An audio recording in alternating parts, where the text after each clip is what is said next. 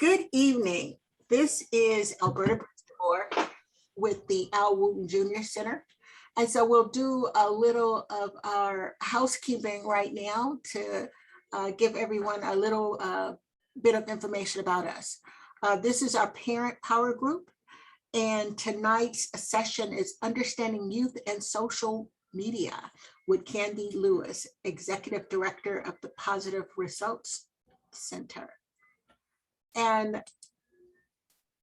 a little bit about the Al Wooten Jr. Center.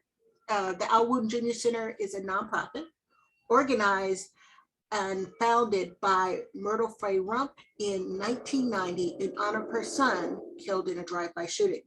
The center provides free after-school and summer programs for students in grades 3 to 12 in the South Los Angeles area. The Parent Power Group workshops are presented in partnership with the Green Foundation and other donors, which can be found at our website, www.wootencenter.org/donors. COVID is still with us. Act now, COVID help. Do you need COVID-19 support services? Feel free to scan our QR code. But most importantly, stay calm, stay informed. Community resources, we have guides for food, utilities, rent, health insurance, gift cards, Act Now Health Education. Contact the Green Foundation for more information. Los Angeles, call 323-229-3411 or 714-756-0027. Email info@thegreenfoundation.net. Our messages for the week. Pfizer COVID-19 vaccines is now available for kids 5 through 12 years old. After reviewing safety and efficacy data, the FDA and CDC have approved the vaccine for children 5 to 11, and they may now get vaccinated. Fully vaccinated children will help prevent the spread of COVID-19 and be better protected at schools, youth activities, and for the holiday season. Get health insurance, combat COVID-19, get covered.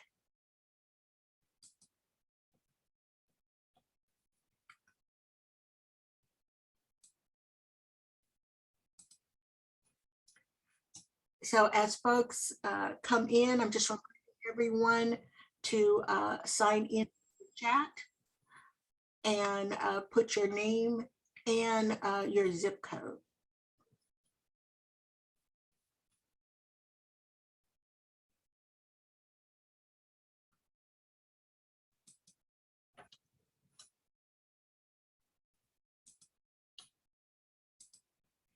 And Kandee, whenever you're ready, let me know and I'll turn the controls over to you. Do you need to share the screen or anything? It's available.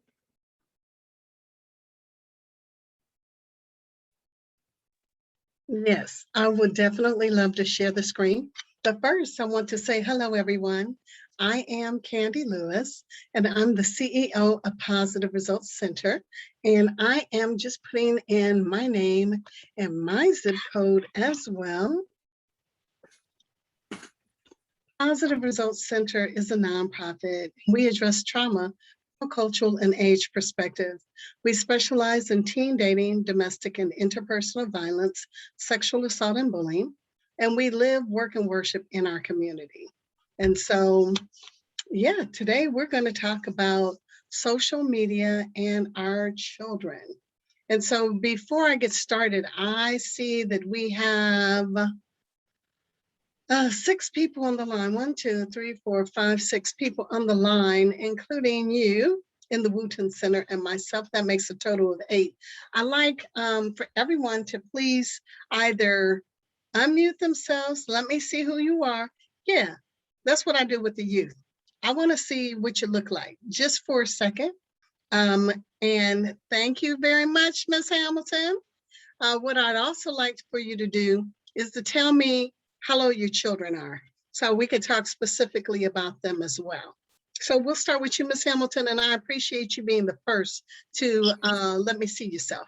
No worries. Good evening to you, Miss Lewis. Thank you. It's my granddaughter. Her name is Jordan Price, and she's 13 years old. Okay. Awesome. 13. Okay, I see you, Miss Williams. And is that Mr. Higgins, Miss Higgins? I say, okay, I see. There y'all are. Okay, there we go. Sebastian smiles. Hi, Hi. I'm Artisha Higgins, the mom, and that's Makai Higgins. He is 8 years old. Hey, Makai. Hey. Hi, Okay. good evening, everyone. I am Sharice Williams. I have a daughter that is 14 years old. I was invited by Latrice Hamilton, and I am going to have to pop off for a Bible study at 6:30, but I want to see if I can get any good information. And we're recording this, so you'll be able to Great. loop back into it. And at 14, you definitely need to know. Oh, yeah. IG is raising my baby right now. Okay. Okay. And I have a 16-year-old son, a 23-year-old daughter, and the 27-year-old is not too old either. No, absolutely not. Okay, so we have Sherry and Miss Rodriguez. I did not see you pop up.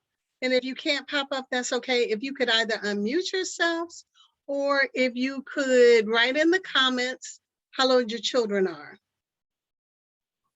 Hey, Miss Rodriguez. Hi, Miss Kandee. I'm Brenda, and I have 18 years old and 13 years old. An 18-year-old daughter? A boy and a Okay. girl, 13 years old. 13. Okay, 13 Yes. and 18. Thank you so very much. Okay. And Felice, Sherry is Felice's mom, and they have a 20-year-old. How old is Hi. she Hi. Hi, I have a daughter, it's 20, and a 20. son, 23. They're getting old. Mhm. Okay. And then I think the last one is Sherry. Yeah, that's my mom. Oh, So I'm okay. 52. I'm 52, and that's my mother, Sherry. Okay, well, hi, Miss Sorry about the Sherry. Hi, Miss Felicia. Hi. Okay, well then let's get started because we got a lot to cover. Let me just go ahead and share my screen. Oh wait, before I do that, let me just go back here and come back here and share our screen.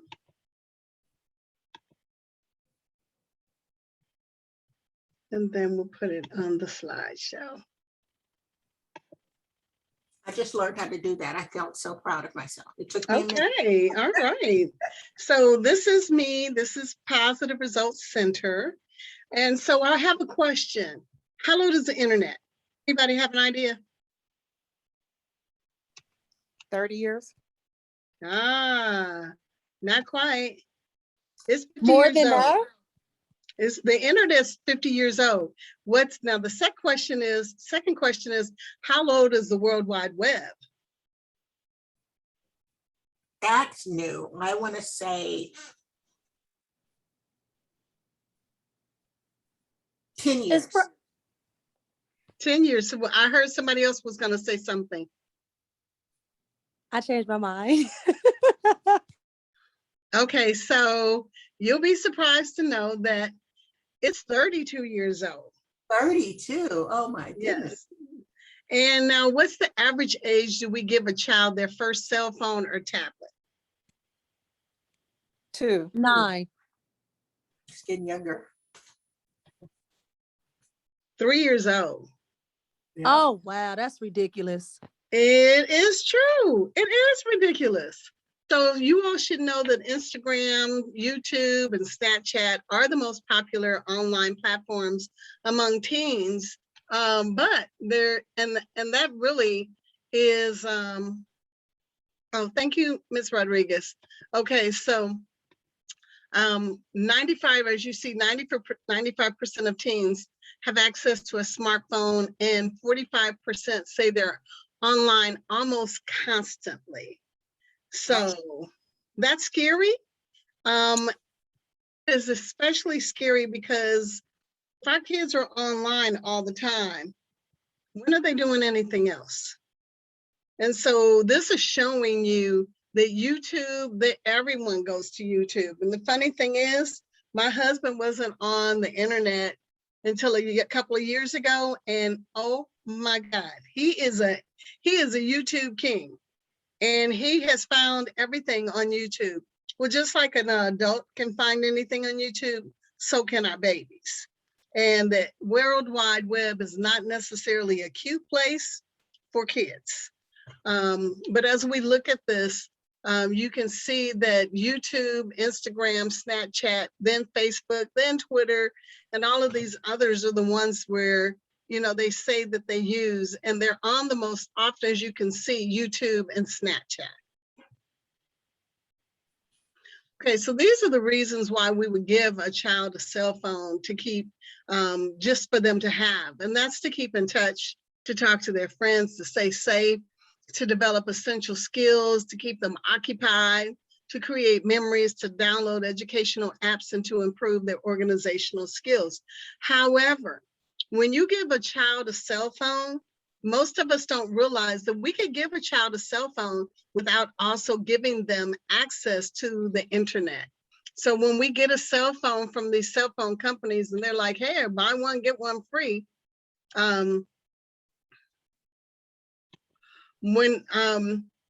what happens is that internet package is on there, and so they can go anywhere and do anything. If you're going to give a small child access, if you're going to give a child access to the internet, then you need to, depending on that child's age, is what you should be giving them access to. They don't need access to everything. And that's the problem, because we give them access to everything and then they think that they can go anywhere and they can do anything. But it's also the fact that other people are watching our children online. The internet is one of the best services and the scariest service. We're going to talk about more of that in a moment. And so the reason not to give a child a cell phone is their brain development, because there's cognitive delays, there's learning problems, increased impulsivity, and the lack of self-control. But also we don't think about how much excess radiation, their aggressive behavior, and more than anything, their inability to sleep, because the cell phone is addictive. Let's just be honest. How many of us sleep with our cell phones, or we check our cell phones like right before we go to sleep and then right when we wake up? That's the first thing we do, right? Me too, Miss Williams. I do. It's just something we do. And let me tell you something. Our babies are watching us. And so everything that you do, your children are emulating what you do until it becomes a learned behavior with them. Okay, so majority of Americans think kids should be waiting until middle school to get their cell phones. So this is a survey of 1,000 American kids. I don't know where these kids came from, but most people think that middle school is the age, high school, then older than high school, elementary, younger than preschool. And as you see, even a certain percentage of them give preschoolers a cell phone. And they don't really give the kids a cell phone for them to use, but they give them a cell phone to keep them busy and occupied. And the problem with that is that our kids are super smart, and they're no longer called cell phones, they're smartphones, because they make life really easy, but our children are mastering them.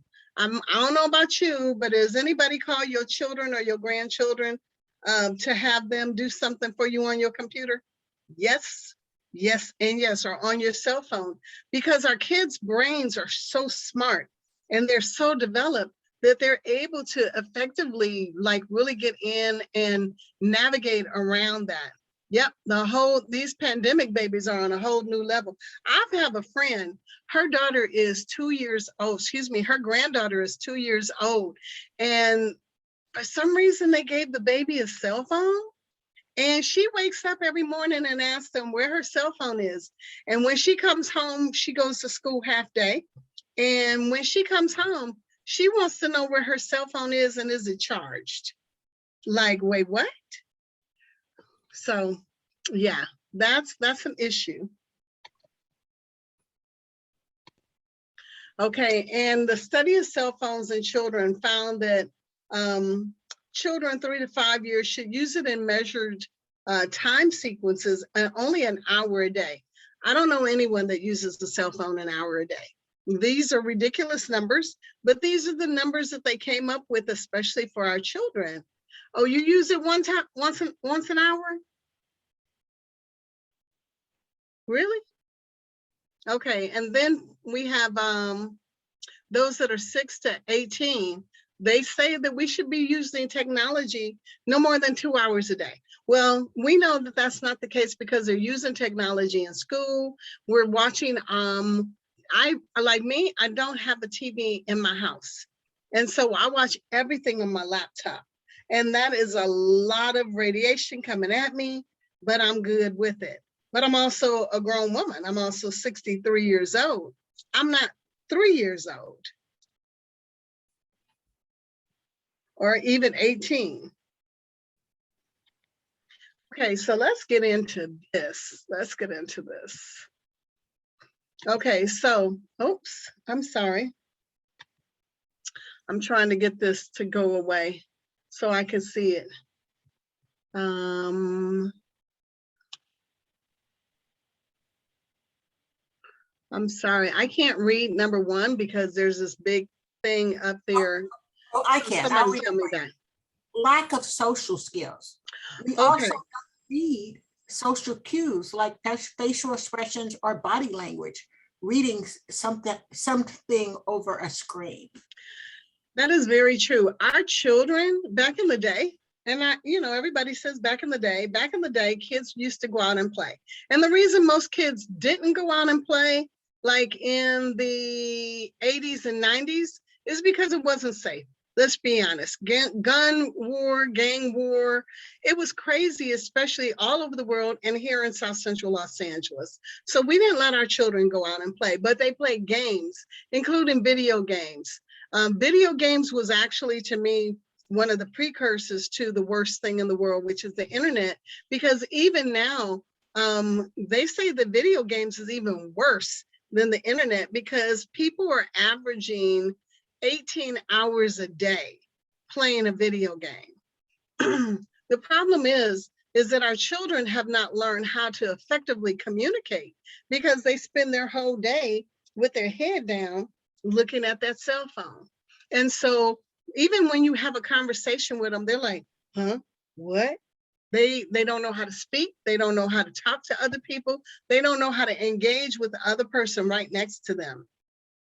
And the craziest thing, we just had a teen conference, and we asked the young ladies that attended this teen conference just to give us their name and their home zip code. And 60% of the girls did not know their home zip code. They actually had to go into their cell phone to find out what their home address was.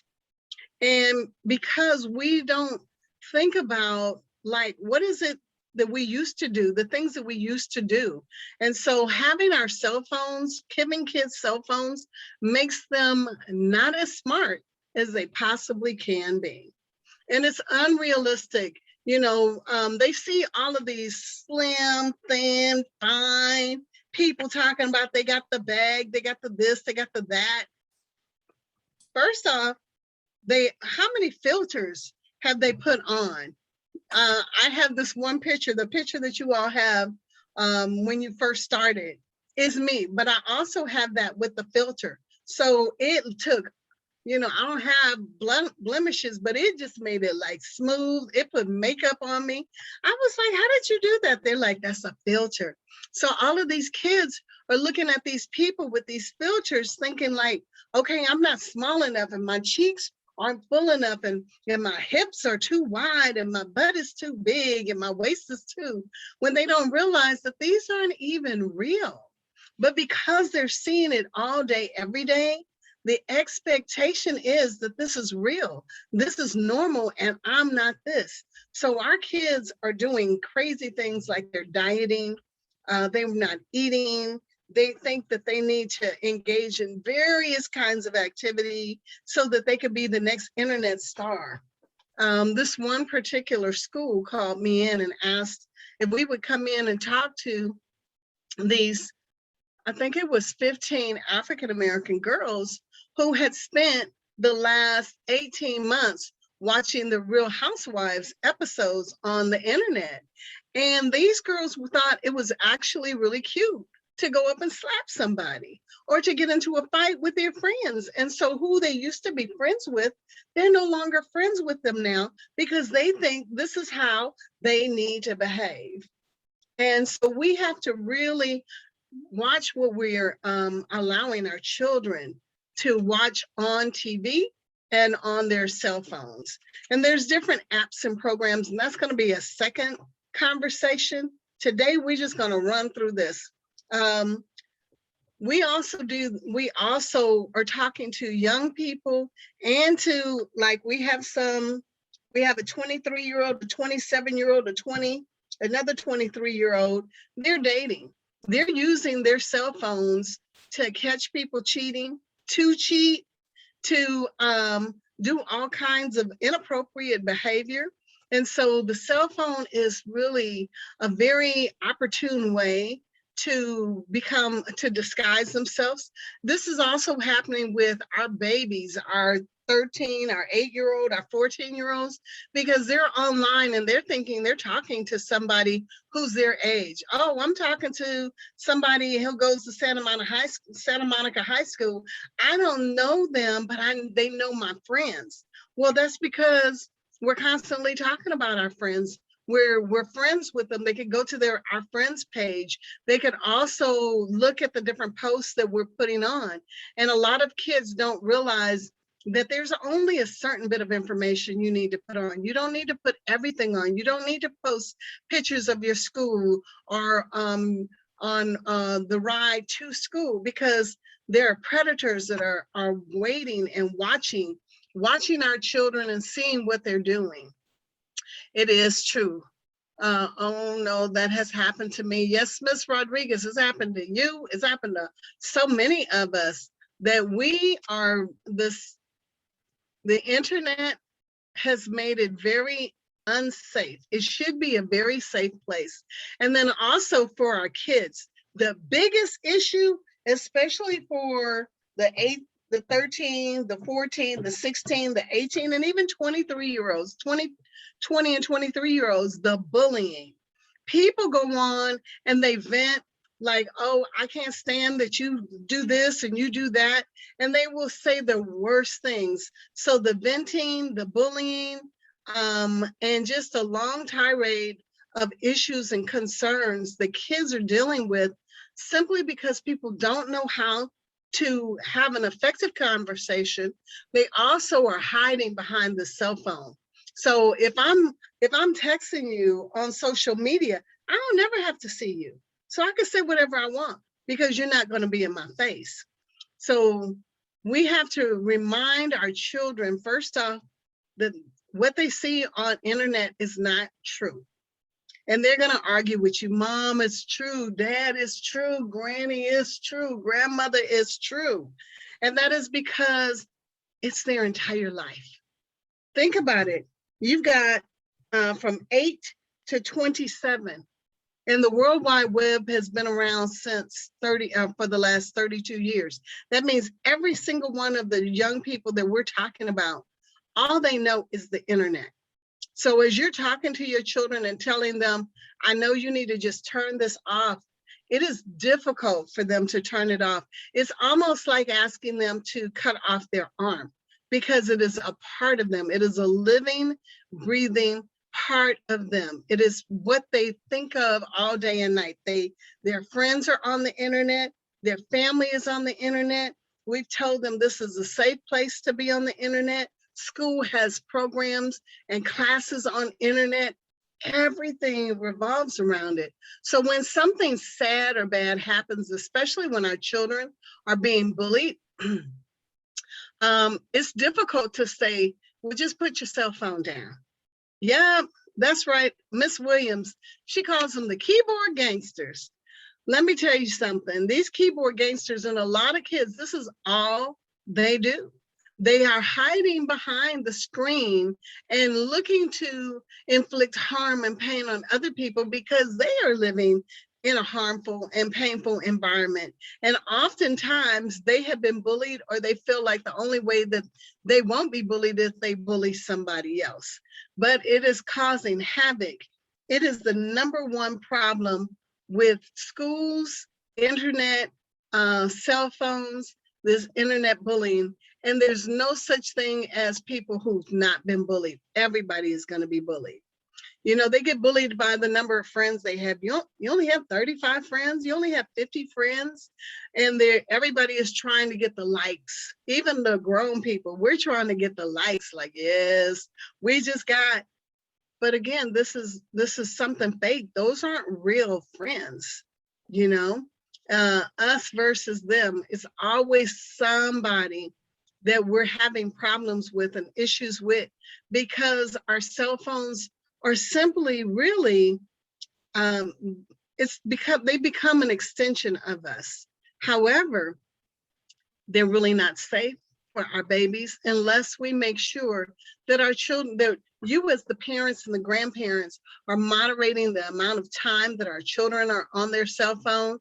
When they're on the cell phone, you're also looking at their cookies to see who they've been talking to, what sites they've been going to, and putting on child safety locks so that they're not getting access to everything on the internet, and then everybody is not getting access to them as well. I tell my children the net and the web are things to capture, are to capture things. Yep. Okay. And Miss Williams, let's see. I don't remember how old your children were. Oh, I see, 14. Okay. Well, I have a 14, a 25, and a 27, but the 14 is where she literally grew up with it. So I have to constantly watch her. Yes, because that is her friend. And like everybody on there is her friend. 14, 25, and 27. And it becomes very easy to say, this is my friend, when we have to remind our children what is and what isn't a friend. You know, I tell my kids all the time, everybody knows me. Like, everybody knows me. I can't go anywhere without somebody saying, oh, hey, Kandee, is that Kandee over there? And then they'll say, Mom, you know everybody, and they're all your friends. No. I have 4 friends. I've been married for 39 years. I got 4 friends that I consider friends. And that's not including my family. You know, these are people that I have known. One I've known since I was 13. One I've known all my life because it's my cousin. And the other 2 I met while I was married. But everybody else, they're not my friends. I'm not letting them in my house. I'm not talking to them all the time. And my kids see that I'm talking, usually it's about business. Oops, I'm sorry. I moved this. Okay, so social media will make your children depressed, anxious. They will experience phobias. And it has a lot to do with how their peers see them, how they feel about themselves based on what they see on the internet. So parents, remember to remind your children that what they see, again, is not necessarily real or true. Tell them about all the times, think about all the times they put a filter on that screen. And so a lot of things that they're looking at, they don't realize that this is not a true representation of life. And so there should be downtime. For those of you who have children even our 16 and 18-year-old, there should be some downtime where you're just having regular family conversation. Now, it is unfair, and I won't say unfair. It has become the norm, whether it is social media, whether it's newspapers or magazines, that everything has put this film over it. There's a filter over it so that everybody looks a certain way, and everybody thinks that you got to have the bag, you got to have the money, you got to have the career, you got to have. And so they make regular living unreasonable. It feels like, I should be doing more. And instead of just saying, you know what, each one of us is a blessing. Each one of us is exactly perfect where we are at that moment. And if you want to do something more, if you want to change, if you want to improve, that's fine. But it doesn't have to be immediately. And you don't have to do it because that's what everybody else is doing. But unfortunately, a lot of people are using the internet to babysit. So the most pronounced concerns lie in the decreased self-esteem, anxiety, depression, the lack of connection. That's especially if they don't have a lot of friends on social media, feeling inferior. So it's important, again, that we really constantly encourage your children to look at what's the best part of them. I always like to do this exercise where I will, and this is good also if your children are being bullied, have them take a regular sheet of paper, Okay. I tell them take a regular sheet of paper and fold it in half and then fold it in half again. And so on one side of that paper, I ask them to write everything that everybody is saying about them. Excuse me. And then I ask them to go through that list and tell me what is true about it. See, sometimes we start hearing things and we forget that it's not true. We just hear it and they're saying it about us. And so that makes us feel bad. Like, wow, they're just saying this about me. And after a while, if you don't stop that in the core, if somebody says something bad about somebody long enough, it becomes a reality. And so you have to remind them this is not true. And the easiest way to remind them that it's not true is not by you telling them, parents, that's not true. That's not true, Cynthia. That's not true, Kandee. Get them to really believe that it's not true. So have them go through this list and say, what is true on this list? And then I ask them to turn around and say, what on another side of the paper, now tell me what's true about you. What do you think is true about you? So if somebody's saying somebody is ugly, somebody has a big nose, somebody is stupid, somebody is all of these things, then I ask them, okay, well, what do you think is true about you? Are you stupid? No. Okay, are you smart? Some things I am smart about. Okay, good. Well, what's smart about you? What do you think is the smartest thing about you? What do you think is the handsomest thing or the prettiest thing? And don't feel bad about making them think that, asking them questions about what do they think about themselves, because they got to learn what looks good to them. Like me, I personally think I'm the cutest thing since sliced bread. Now, that doesn't mean I'm cuter than anybody and everybody. I just feel good about me. I have people who will be mad. They hate to walk in a room with me.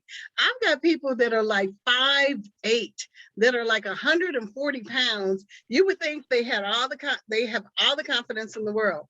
No, I have all the confidence in the world. Confidence is not about how you look, but about how you feel about yourself. And because we sometimes forget to talk to our children about how they feel about themselves, so we forget the things that are important. Not that we don't want to, but we're just so busy being parents and living our lives. So we forget to say certain things. There was one young lady who heard me talk to my children, and I'm constantly telling them I love them, even though they're grown. They're 32, 36, and 37. And so I'm constantly telling them how much I love them. And she said, do you do that all the time? Because like, it sounds like you do that all the time. I was like, yeah, I do that all the time. I said, do you have that conversation with your parents all the time? She says, no. I don't remember when my mom says, I love me, or says that she loves me. And she says, now she's starting to go to church. And so she's starting to say it a little bit more. And her father never says it, but her father makes them give them a hug every time they see each other. So we think that our kids know that we love them, but we are in this world right now. It's that microwave world that I forgot what happened yesterday. So you got to tell them every day, I love you. You got to hug them every day. You got to stop and look at them. Like when they're talking to you, stop. Look them in the eye and say, what you need to tell me. Because what you're doing is you're building that connection with them. And I'm gonna tell you this, I don't know if anybody is doing this. I'm not trying to be rude or disrespectful, but the work that I'm doing with kids, I can tell you more parents are doing this than not. That the kids will say, Mom, I wanna say something to you, or Dad, I wanna say something to you. And they'll be on the phone and they'll say, what do you want? Don't you see me on the phone? Wait until I'm finished talking. And what you're really telling your babies is, they're not important. Whoever you're talking to is more important than they are. And so they're less likely to start to confide in you. And so Tyrese McKee says, I tell my daughter and her friends, I love them. You don't know what the other child is going through. Baby, let me tell you, that's the truth. You don't know what the other person is going through. Sometimes you don't even know what your kids are going through.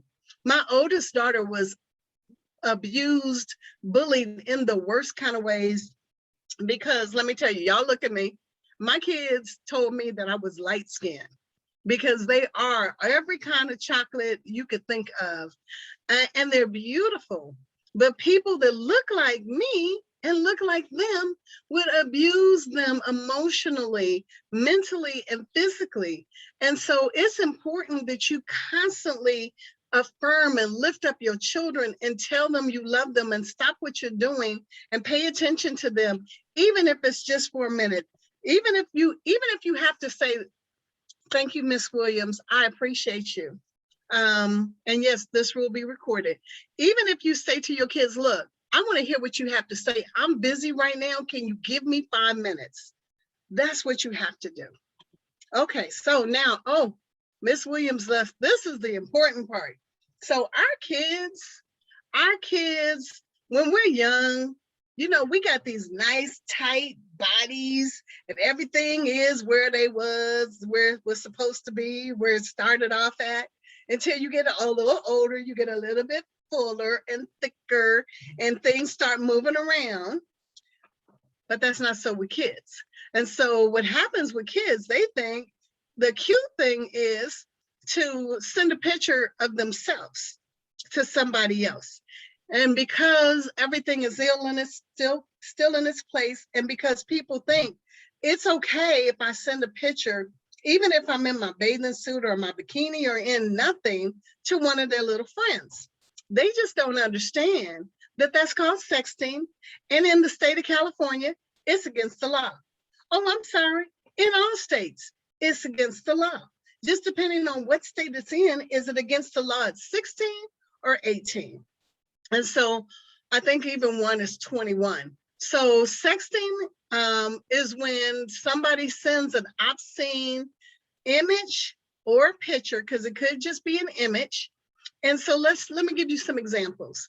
If I am a 14-year-old girl and I send a nude or semi-nude picture to my 14-year-old girlfriend, whether she's my girlfriend or just a friend, that's called distribution of pornography. If I get that picture and I send it, that's also considered distribution of pornography. And so what happens is kids think, oh, I could do this, and not realizing that this is against the law. And even if you get that picture and you just keep that picture and you show it to somebody else, you could still go to jail. These are offenses where you can actually go to jail. Let me get this here. Oh, I'm sorry, I missed this question here. Let me move this here. So when a text image depicts, I've seen images of a minor under 18, this law applies to a minor as well as adults. So if an adult receives this picture and then sends it someplace else, they can go to jail, and a 14, a 15, a 16, a 17, or 18-year-old can go to jail. So I have a question for anyone who wants to answer this. What's the difference between, let's say, a 15-year-old boy who gets a nude picture of, let's say, a girl, and he sends that to some people, as opposed to a 45-year-old man who has some pictures, some pornography of some children? Does anybody know the difference between the two?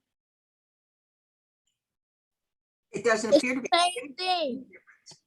It's the exact same thing. Look That's at you. right. It is the exact same thing.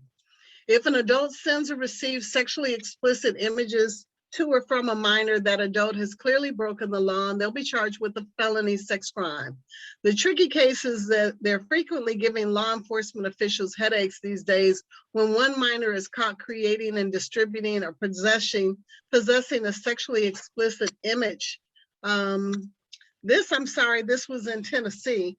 I did a presentation recently for Tennessee, and I forgot to take this out. But the problem is that, and that's in Tennessee, there's no criminal statute for this point, but the minor could be charged. And in the state of California, a minor can and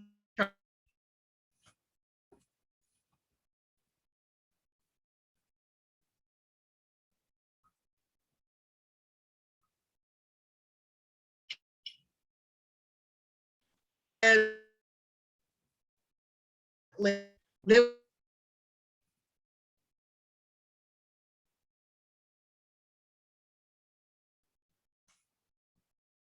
I think our internet is freezing.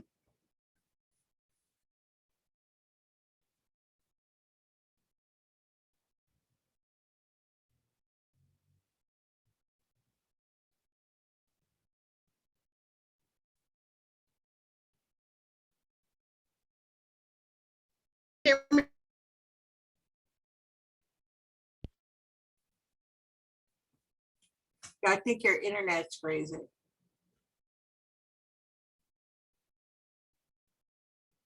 Although recently there's been a couple of cases that has taken place in one of the high schools here.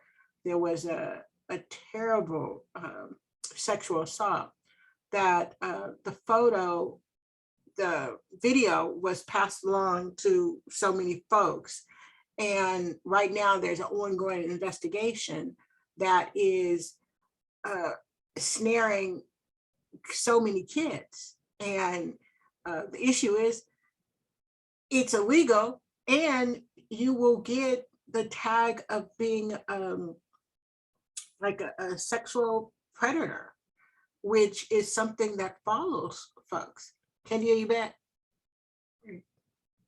I think she's and another recent situation, it was back east, a girl was connecting with someone that they thought was their age, but wasn't, and they kidnapped them. And fortunately, they learned a TikTok help sign, and the police were able to get her back. But the reality of this is not something you can play with. Are you back with us, Kandee?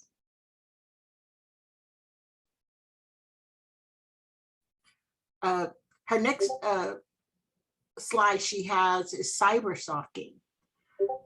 And cyber stalking is the use of the internet or other electronic means to stalk or harass an individual, group, or organization. It may include false accusations, defamation, slander, and libel. It may also include monitoring, identity theft, threats, vandalism, solicitation for sex, or gathering information that may be used to threaten or embarrass or harass folks. So that is another area that is, taking off with the internet. Can you see me now? I can see you now. I just Okay. read your cyber stalking. I saw that. I heard the conversation, and it's true. I want to go back for a moment where you were talking about the kids. Yes. One of the things is that our kids need to be especially aware of. Our kids are being arrested at record rates as opposed to other children. And the reason they're arrested at record rates is because they can go to jail quicker. Our families may not have the financial resources to keep them out of jail, where other people, they are also being arrested, but before they even get to the court good or even to jail good, a lot of times police will call their families. They're not calling our families.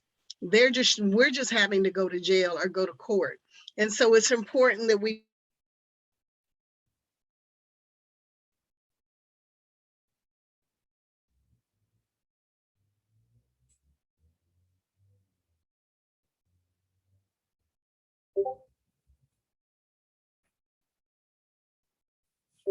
I think another example of the inequities in terms of the law enforcement is what's going on right now with the boy in Wisconsin that shot the protesters. Anybody else, if it was anybody else other than a young white boy, they truly would have been put in jail without the key. But it just shows you, what a different situations that we're dealing with. Okay, Kandee, unmute.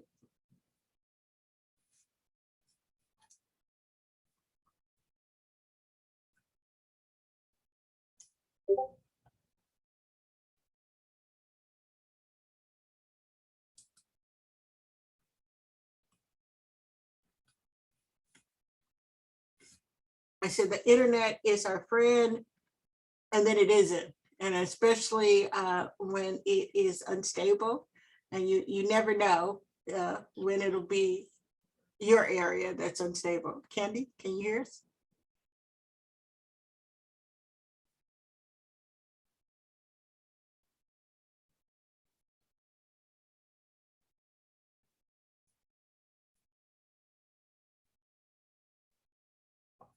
We're definitely going to have Kandee back because this is truly some information that is so relevant in terms of what's going on now. And nobody kind of immune to the whole thing. Kids that you would never think would be having anxiety or depression over social media and things that are going on now are having it. And so it's so common, and every time you turn around, there's somebody else that is dealing with bullying, the fallouts of social media.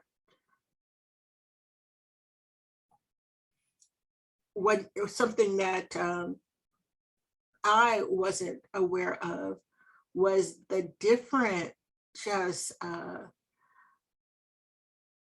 areas and apps and that are available. Another thing that's happening recently, some of my friends' kids had a party, and they were teenagers, and all of them are sitting down texting each other. It's like, you're at a party, there's a DJ, interact. And after a year and a half, almost 2 years of being shut down with COVID, kids are delayed in terms of that social emotional growth that they should have gotten over the past like 2 years. So they don't know how to interact. kids don't know how to date. Yeah, you know, this person DM'd me. You're like, what is a DM?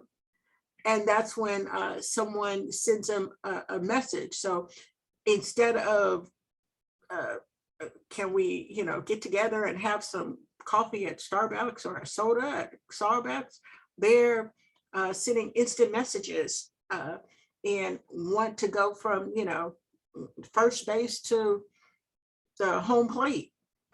So it's completely mind blowing, but we have to be aware. Right now, does anyone have questions? Or want to bring up something they want to talk about in terms of some of the experiences with social media and children, young adults?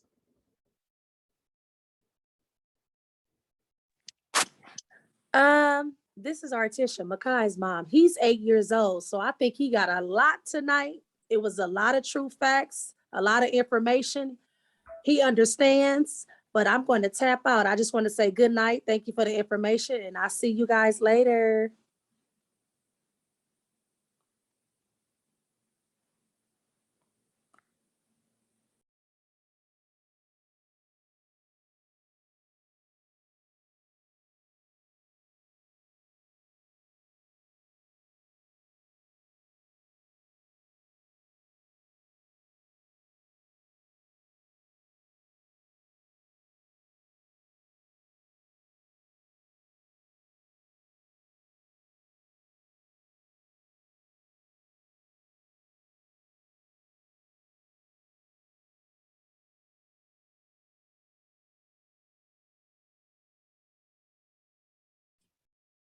Okay, our speaker just came back in, but any other questions that folks have?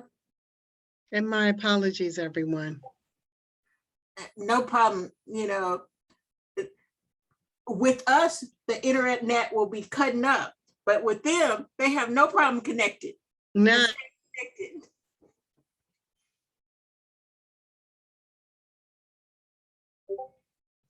Well, we're definitely going to have Kandee back.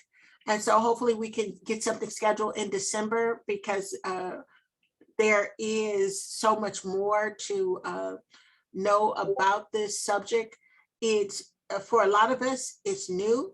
And for our kids, this is how they've grown up, they've existed.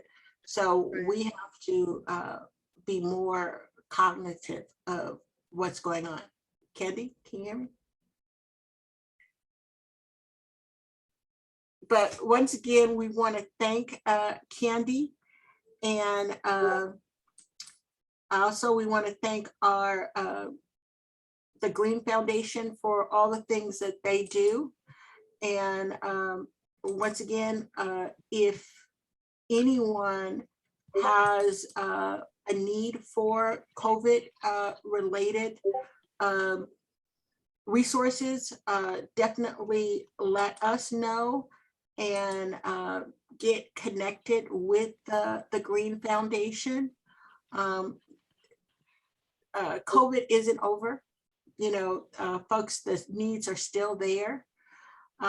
We want everyone to be safe, and